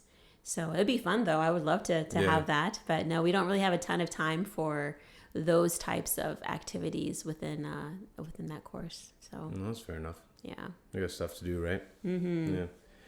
Yeah. I wanted to go like way back to the beginning a little bit. I like I wanted to know how you like got into all this before you were in working at university and in post-secondary education. Do you always know this was kind of your path, or? Oh, that's a good question. I'm an oldest daughter, so I think that means I'm by nature bossy and a bit of a teacher. So I think I've always been in school, though. I think my mom tells the story of how in kindergarten I looked at her with a confused face because I couldn't understand why everyone was crying. Like I could not wait to start school. She said she had to bribe me with ice cream to leave that first day because I did not want to leave, and I've never left. I'm always here. Yeah. So I've always just been a part of learning and of the academy. And I came to the U of S in 2002. I started as an English literature graduate student, and then I discovered the field of rhetoric. And I kind of just fell into this position, and I just love it. Like I love teaching the class that I teach because it's a challenge. It's always a challenge, and I really find that it helps people. It helps people feel more understood and has the word have impact. So yeah, so that's kind of a rough way. I'm from Savannah, Georgia, of all places. Okay, yeah. Cool. But I ended up coming to graduate school up here in the early 2000s, and yeah, I've been on faculty now here for a long time, and I love teaching up here. And I love teaching in the College of Engineering, of all places. Like I always say, give me a skeptical engineering student over a smug art student. Because I was a smoke art student, and they are hard to crack. But you can win over a skeptic. So That's funny. I wonder, why do you think that is? because I think it goes back to that mindset, right? Yeah. I think, as someone who was, like I said, a smoke art student, I remember some of the ways I used to think of myself as an undergrad, how I thought I knew everything. And now it's like the longer that I'm in school, the more I'm like, I just know nothing. Yeah. Even though I have a lot of schooling. It's a kind of a humbling thing. The more that you get educated, the less that you know. So, and I think it's kind of a bit of a cliche, to be honest. But I actually do love teaching in a technical college because what I teach is practical, but also humane. And I think if we can add some more humanity to the technical sciences, I think it's a win-win. Yeah, I tend to agree. That's I don't know. I'm stuck on the smug art student versus an engineer, and the engineer taking that better. I don't know why. It seems backwards in my head. Yeah. I've had some students that have come to my class who were experts. And the entire time, it was like I had to persuade them of the validity of it. And it's really hard to teach someone who thinks they should be teaching the class. So that's kind of what I think in my head about that. But yeah, it is a bit of an exaggeration. Though it is interesting to see students, like some of the biggest skeptics I've had in the first day of class have become the biggest advocates and allies for this program. That's cool. Yeah. Because they see the utility of it. They're like, yeah, this makes a difference. This is important. So it makes up for it because, yeah, it's kind of fun to see that switch because they come in with their eyes downcast that first day, but by the end of the term, we're a community and they've really hopefully gotten something out of the course other than just the credit. While at the same time, if it's just the credit, that's okay too. Yeah. Get what you need. Yeah. That's so, yeah, that the being an expert thing is weird. Like I'm not an expert in anything by any means, but I have the same experience. Like the more I learn and read, the more I just feel like I know nothing. And it always blows my mind when I see somebody who is an expert in something, but acts like it. Yeah. And it's just kind of like, you can tell they're like, not necessarily gloating in it, but just that they enjoy knowing what they know. Right. It blows my mind because I'm like, I don't understand how you could think that you have the answers even when you have the answers. Right. Because even stuff that I'm confident in, I have a hard time saying it to other people because the world's always changing and this and that and the other thing. And so I don't know. Yeah, I always find it interesting when people think like, no, I know better. Yeah. Like, it's an interesting personality trait. Yeah. And not necessarily an attractive one. No. Well, it's so weird too because you don't like obviously I'm doing this because I want to hear from people and I want people to tell me what they know. Sure. But when you're sitting down with somebody in a normal setting and they're only telling you what they know, it gets really weird really quickly. Yeah. And I don't know what exactly it is, but well, it's not that you don't have the reciprocation, right? And like it can be really disorienting to listen to someone posture like that. At least for me, I can find that. Yeah, me too.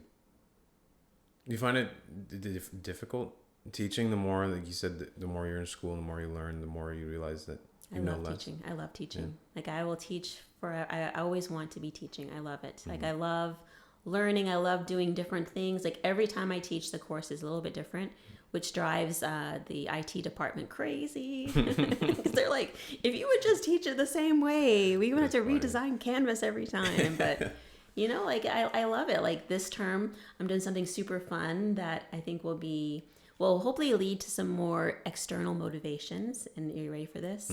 I'm doing a sticker chart. Okay. Yeah. A sticker chart, because I learned so much from other educators, and you know, I've had some friends of mine that have used the sticker charts to like get students to try different activities, to get them involved in different areas of the class. And then you get to pick a treasure from the treasure chest. That's awesome. So I got a bunch of really cool fidget toys. Yeah. And like my teenage daughter's been playing with them nonstop, but they're kind of fun. Yeah. You know, it's just an option though, right? And if you're not into it, cool, don't be into it. But some people will, and I'll make learning a little bit more fun, right? So it's one of those things where like people are like, especially dudes are like, well, I don't really want to do that, but they do. Like deep down, they're like, yeah, they're just trying to act cool. Like, I will report back how many guys did sticker charts because yes. Yeah, well, it's so much. Everybody like it's so much fun to be rewarded for something. Yeah. You know, like it's just, and it obviously like makes the students want to do it more. So, yeah, why not? Yeah. Why not? And I mean, it kind of makes it fun for me too, right? So I mean, learning can be hard, but it can also be fun, right? Yeah. Well, I think the hard parts are the fun parts. Yeah. You know, so, okay. Well, good. Yeah. You're the best kind of student to have because not everyone feels that way. Well, I think a lot of those people are confused. Yeah. Well, and I think it's the job of the teacher to show why we're doing this. Like we're not making this hard just to make it hard. We're making this hard for a reason. So if you can show the utility of it and the relevance of it, you know, then the student can decide, you know, their mindset towards that activity. But that's kind of how I see my role is I tell students straight up, I'm not going to give you busy work because I don't want to mark busy work. Yeah. Right. Yeah. So, yeah. Yeah. Oh, I just lost my train of thought, but, it's okay. I was going to say too, on that topic, it's, I can't remember who said it, but it's, if something is easy, everybody does it, you know? And the things that people like doing, especially if they're trying to get better at something or achieve a PhD or a designation or anything, you're doing those things because they make you stand out. Right. You're trying to set yourself aside from everybody else in some area of your life, at least. For most people. And most things are not easy to do inherently because if they were easy to do, everybody would do them. Exactly. And then you wouldn't be able to set yourself apart. Exactly. So, yeah. I think school is one of the perfect places for that, you know. I think so. It is an artificial environment to a certain extent. But what I like about the course, how we've set it up, is that we talk a lot about real life examples. And so that there's not necessarily a right or wrong answer. There's a wrong answer and an even more wrong answer in terms of how you justify it. So, but that's life, right? Is sometimes you really kind of have to work with what you've got, right? And it's not always going to be an ideal circumstance. So, but yeah. Wow. And so I guess to jump around again a little bit more. I'm sorry, but I love it. How much longer do you anticipate your PhD taking? Well, I just defended the proposal, and so now I get to apply for ethics, which will be an interesting experience, I think, because I've already spoken with some of the ethics officers for our campus, and they're like, don't do it here. It could be, well, because I mean, what I want to talk about could reveal maybe some negative parts of, you know, working within the higher educational system. Right. But I'm not looking to go after the U of S. I'm looking to go after higher education writ large. So, but I'll need to go through applying for ethics and then finding some participants. And then I'm hoping within the next year and a half or so to have it all tucked away and done. Oh, cool. To be Dr. Rebekah. Yeah. So we'll see. That's very cool. Yeah. Yeah, that makes sense. I guess any time an institution is worried about themselves being exposed. Fair enough, right? Yeah. And I like that too, because I believe in having a strong ethics application. Like I want this to not be a grievance project, but to be something that will help, right? And so I ultimately want my work to lead to people feeling seen and to people collaborating more versus separating. Yeah. So more collaboration and not competition quite as much. So the challenge will be is how do I show that with my, because I have it up here. It's just how do I get it out to the universe in terms of what I wanted to accomplish. So that's my next task. Going to the planning.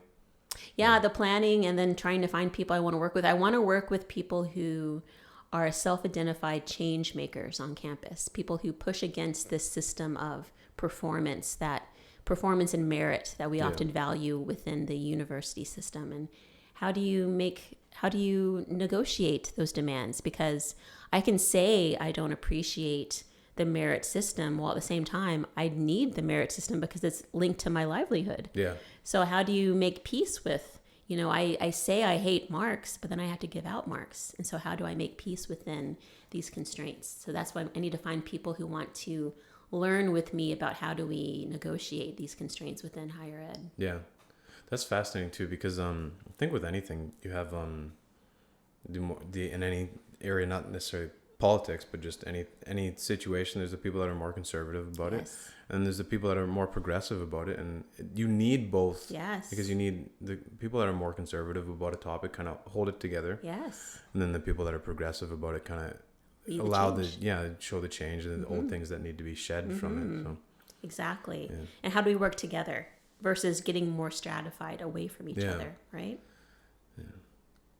So you're looking into your own practices doing this. I'm sure your students are helping you in being a student, and then you're looking at other teachers. Or do you have any research methods or plans that you're looking at already to put that all together? Well, the method I'd like to use is the method of narrative inquiry, which is a little bit different than just narrative studies writ large. It's not just about collecting stories, but about understanding the stories and learning from the stories moving forward.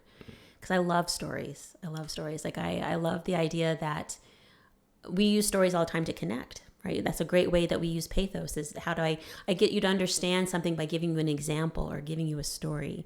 And oftentimes I think by listening to people tell me stories of how they functioned within the higher educational system, I'm hoping to get some bigger takeaways that we can kind of learn from as individuals. What I also like about narrative inquiry is that it's so collegial and relational. So it's not going to be about me top down. So we work together. So I don't have participants. I have co-researchers. So for example, if you were one of the people I work with, we would sit like this and we would have a chat of an unstructured conversation where you would tell me some experiences and stories that you've gone through. I would transcribe them. I would process them. I would code them. But then before I would submit or write about them, I would come back and I'd show it to you. Nathan, here's some stories I heard you give. What do you think? Like, what do you think of these takeaways? Do you support them? Is there anything you want me to take out?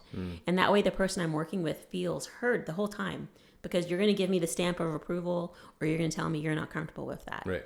So I really like that idea of a more democratic process to the research method. It's not about me being an anthropologist and taking notes in a corner, but really about, what have you learned? Here's what I've learned.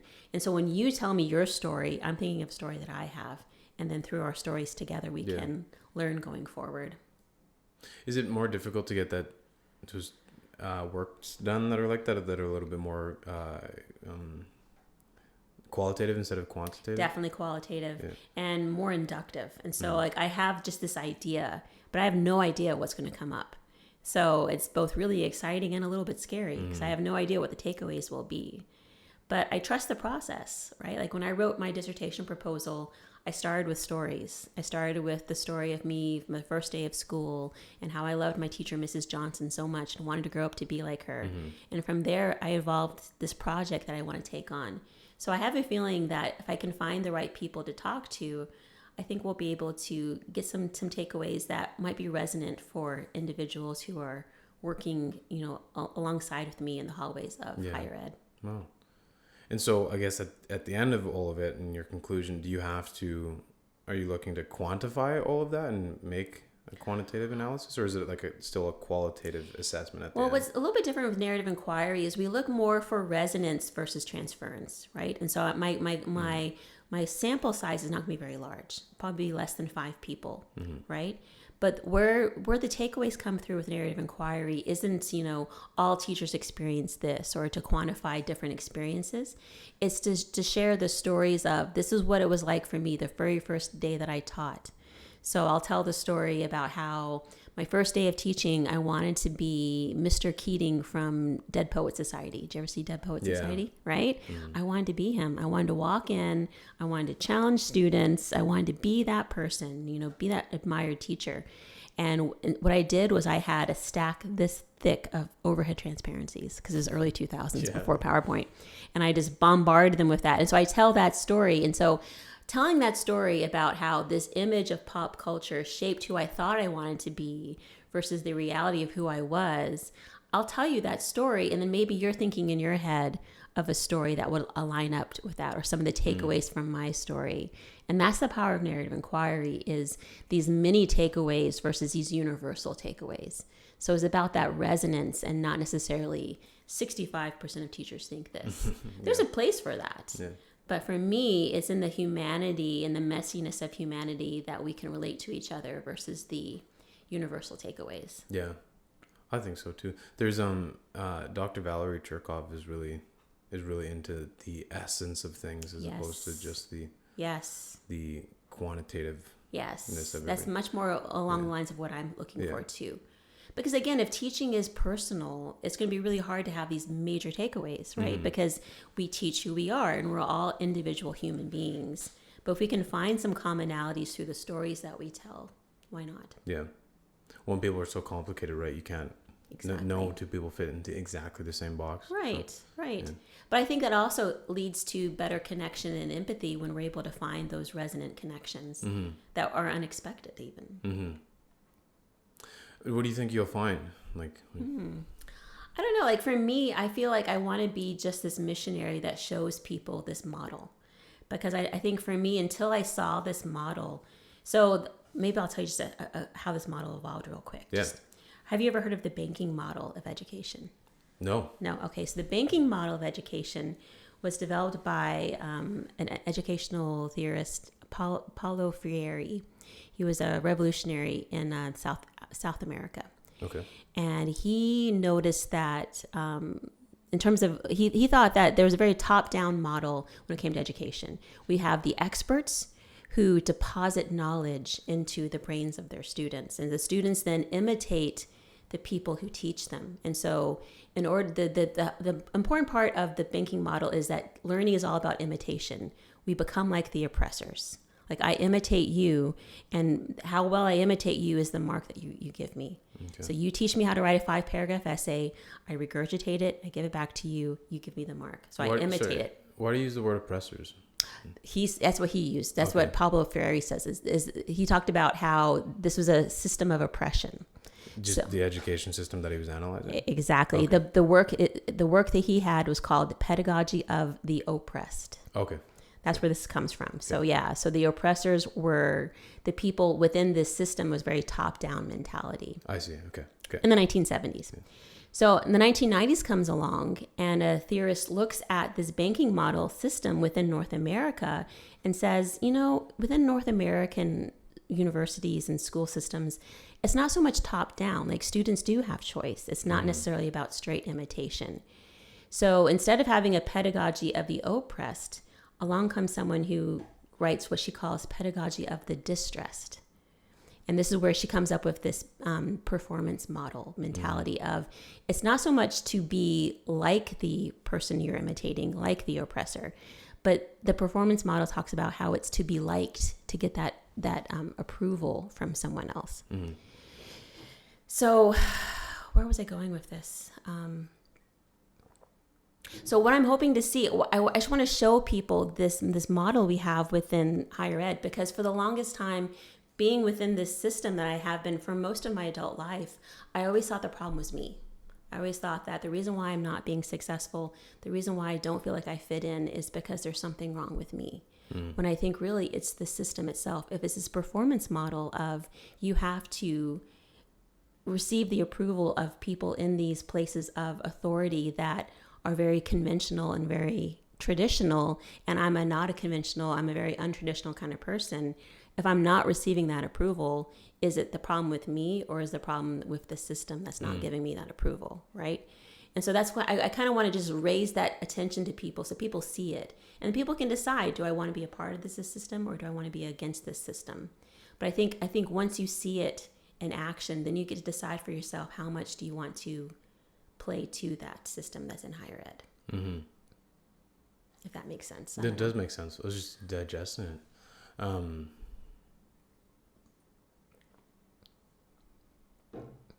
Because what kind of sacrifices does a teacher make if I need to get good course evaluations from my class?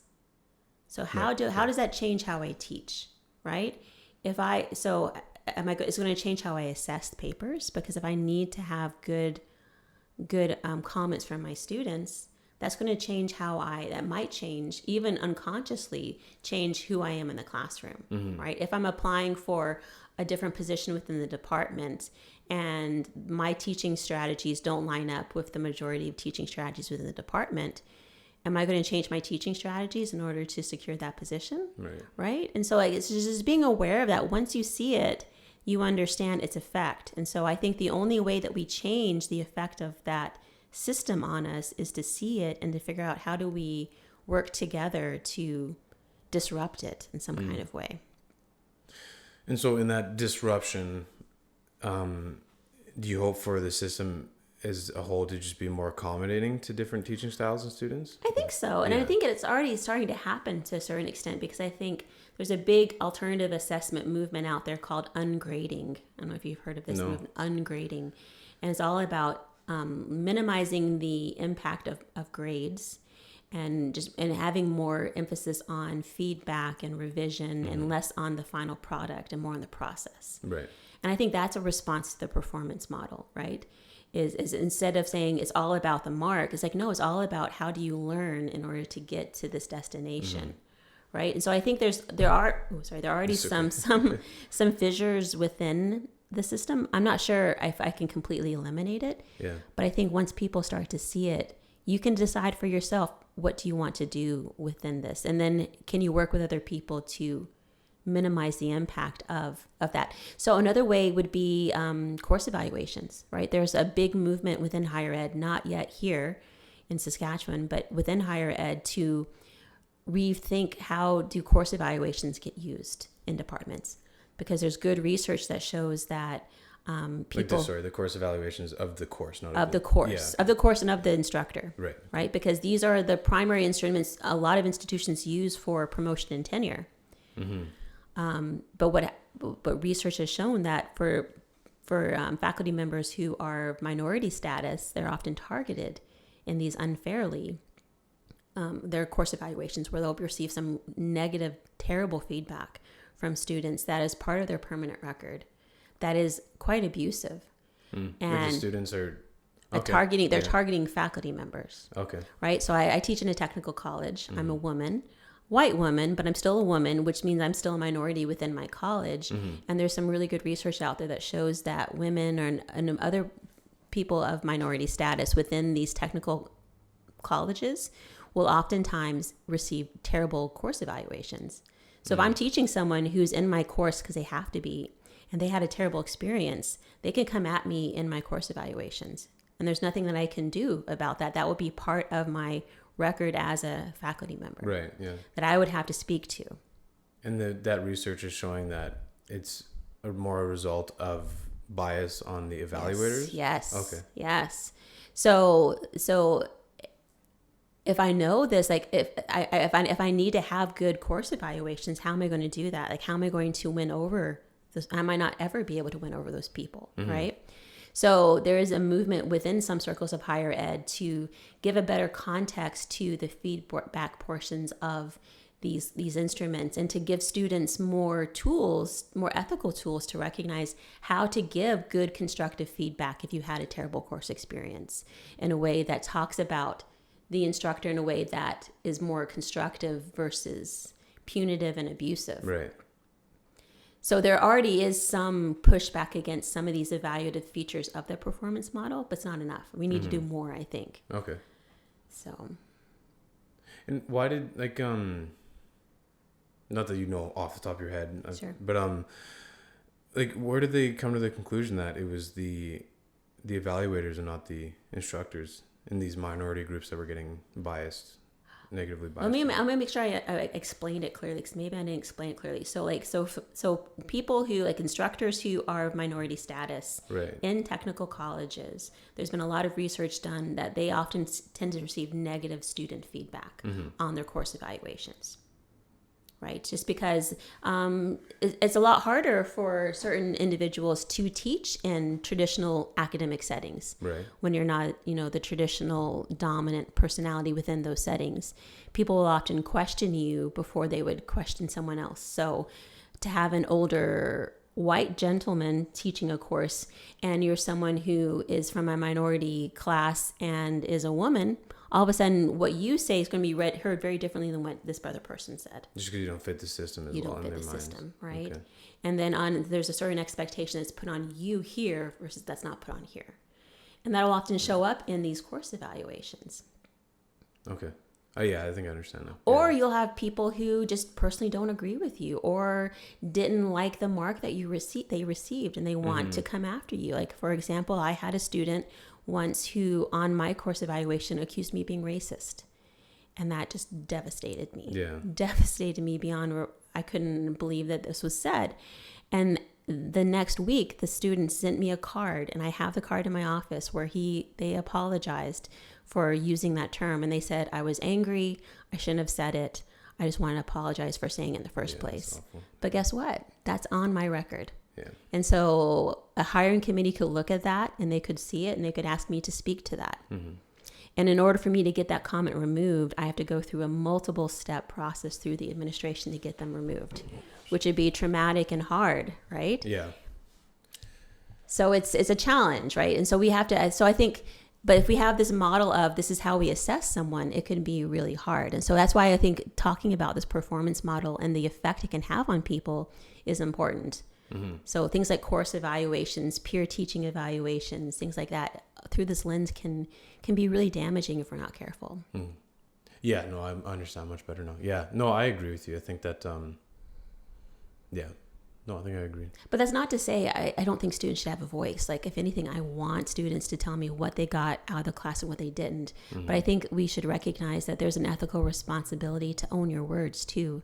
And just because you didn't personally like a teacher or like a subject doesn't mean you can say terrible things without impunity on a course evaluation, because human beings will read that, right? Do you know who Jocko Willink is? No. He's a veteran in the U.S. and I want to say he was a Navy SEAL, but I'm not sure. Anyway, I think he's got a podcast and lots of different things. I think he's an author, but I saw one of his TED Talks was about, it was called Extreme Ownership or Extreme Accountability. And it was just him talking about his experience making the wrong call on one of their deployments or one of their missions or whatever. And I can't remember it perfectly, but I think people got hurt. Yeah. And he was just talking about how he had to go up in front of his team and his superiors and say that it was his issue, that it was nobody else's fault. He was in charge. He took the responsibility, and he it was just him talking about being able to take that blame and be able to own the responsibility at the beginning when it feels good and at the end when it doesn't feel good. And so I guess my question was, it seems like I notice a lot more in my life that there's a lot of people that are kind of looking at the world and having tough experiences in school or in getting work or anything, and they're looking at it only from the aspect of it being the world that's stopping them from being able to get opportunities or do as well, or I don't do as well because I'm black, or I'm this, or I'm that, the other thing. Not that stuff isn't true. That does happen. Sure. But it seems like there's a push far away from the ownership side and towards that. And I was just curious if you noticed that in students or in staff at all, where they're going completely away from, because it's definitely true that some people are biased against sometimes for whatever reason. Bad things happen. But then I think the situation that a lot of people run into is they take that and then run with it and don't look at anything that they could have changed. Have you noticed that at all? I haven't, to be honest. Not with students. I mean, there's always going to be the extreme examples. But I think that kind of goes back to, again, understanding the amount of accountability you have for yourself, right? So, I mean, sometimes I'll have students who will get frustrated with me over a mark that they received on an assignment. And then I'll talk to them about, well, I haven't seen you in class for 2 weeks. So you've missed class. And so like, I'm really sorry that you're upset about this assignment, but at the same time, you need to recognize that you had an obligation to whatever. Right. Yeah. And so that's kind of where I come to when I see that starting to happen, is that I don't see that necessarily as an epidemic per se. I think it's more of a personality trait of people who don't want to accept their responsibility. And I just try to, again, go back to the autonomy of, you get in this out of this course what you put into it. Right. So when you don't come to class, you're not going to do as well. You're just not. Like, I'm trying my best, but you need to be able to you need to meet me halfway, kind of thing. So I really haven't noticed it too much. And to be honest, I try to think positively about the people who I work with and the students that I work with. It can be really easy to paint with a broad brush that, kids these days, totally. Yeah. But I try to tell myself people are doing the best that they can. Until there's evidence otherwise. That's what I try to tell myself, is they're doing the best they can. I know that students are doing like 5-6 classes at one time. And I try to tell myself all the time, this is not the only class they're taking. That's good to hear. Because you do hear that a lot. Yes. Kids these days are I know. bad and that everything's going worse. But then I've also I've heard weird things that are not really on that topic specifically, but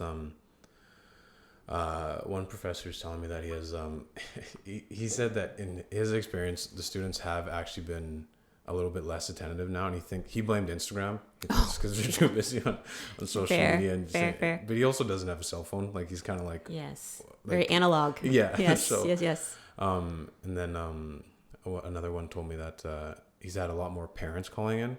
Ooh. That I couldn't believe. I was like, that's shocking. The parents are calling you and complaining about stuff. I was like, I felt really bad for him. So yeah, I was curious because it seems like obviously those are one of those professors was in physics, the other one was engineering, and obviously you're in professional development. So it's a few different perspectives, but it's weird to hear how some people are having really negative experiences and think the next generation coming up just doesn't care, can't participate, and then you hear your I think it's mindset. I think it's mindset, honestly. I mean, like, one of my favorite memes is like the top frame is like a bunch of people on their phones, and then the bottom frame is people on papers, like reading the newspaper. Like, people are going to find distractions. Like, you can completely ban technology and people can stare at you with blank eyes. Like, you're going to be distracted, right? So I mean, I think when people get upset about that and students being distracted in their class, I want to go and sit in their class and look at how they're teaching. What are they? Because I think there's a reason why they're distracted, right? So, and I try not to take it personally. And I even will joke about it. Like, I'll even say, like, if someone's on their phone all the time, I'll talk to them about it. And I'll say, like, this is the message you're sending me. Because sometimes people don't even realize it. But I try to think more positively about my students, just because I don't want to be a crank. I just don't. That's good. It's hard enough as it is without being cranky about it. Yeah, you got so much work, right? And then on top of that, you imagine just being mad all the time. No, thank you. Yeah. Have you ever had anybody come back and give a pretty good argument as to why your grading was just flat out wrong? Yes. Yeah. Yes. And I changed my mark. Yeah. I mean, I often tell students, like, if they want to, because I teach a class in rhetoric, which is persuasion. Right. And so I'll often say, well, write me a memo where you can describe to me why you make an argument of why you just think you deserve a higher mark. I mean, I'm a human. I'm definitely fallible, right? And what was interesting is I often will have students very gingerly ask, if they complain about the mark, will I lower it after the fact? Because I guess some professors out there, if you complain about the mark, they'll actually lower the mark you had before. And I was like, that is terrible. That's weird. That's mean, right? But I mean, for me, like, if you can make a case for why you follow through the constraints as I set out and you feel like you deserved a better mark, go for it. But what I find is a lot of students don't want that. They want just to receive the mark. They don't want to actually make the case of why they deserve the mark. Yeah. But what's great is if you make the case of why you deserve the mark, you actually learn something, right? You're learning and you're reinforcing the concepts. And so I have no problem giving people more marks if they want to do that.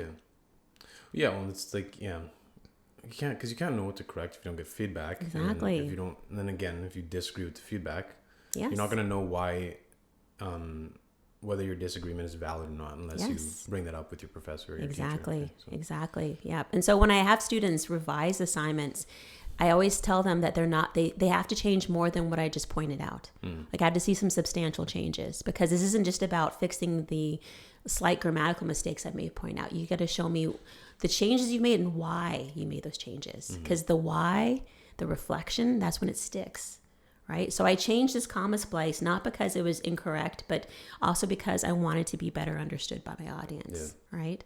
That's why you make those changes, not just to get a higher mark. Is there anything that we haven't covered that you wanted to talk about? I love that question, because I always tell my students, have something to, like in a job interview, always have a question to give the interviewer at the end of it. There's nothing. I mean, I loved the opportunity, to be honest, just to be able to chat about teaching. Like, teaching and learning is something that is my favorite thing to talk about. So I just appreciate the opportunity. So yeah, I think we covered a lot of bases, actually. So I don't think I have anything. Okay. For my students watching, I didn't have a question prepared, so I apologize. Well, if anybody wants to take your classes or get in touch with you or look at your work, where can they go? Yes. Okay. So you don't have to give your email out. I know that's. I don't care. Go for it. Yeah. My name is Rebekah Bennetch, and I'm at the College of Engineering. So the Graham School of Professional Development. I am on Twitter. And my Twitter handle is a long one, but it's girl with GRRR, 3 R's, L, meets world at, I guess it's now X, it's not Twitter anymore. But yes, but that's a big part of my professional development are my friends on Twitter, my friends and educators on Twitter. But I'm around. I'm usually the person with weird hair in engineering. So I'm pretty easy to find. Awesome. I'll put that stuff in the description as well. Perfect. All right. Thank you so much for being here. Thanks for having me, Nathan. It was a lot of fun. Me too.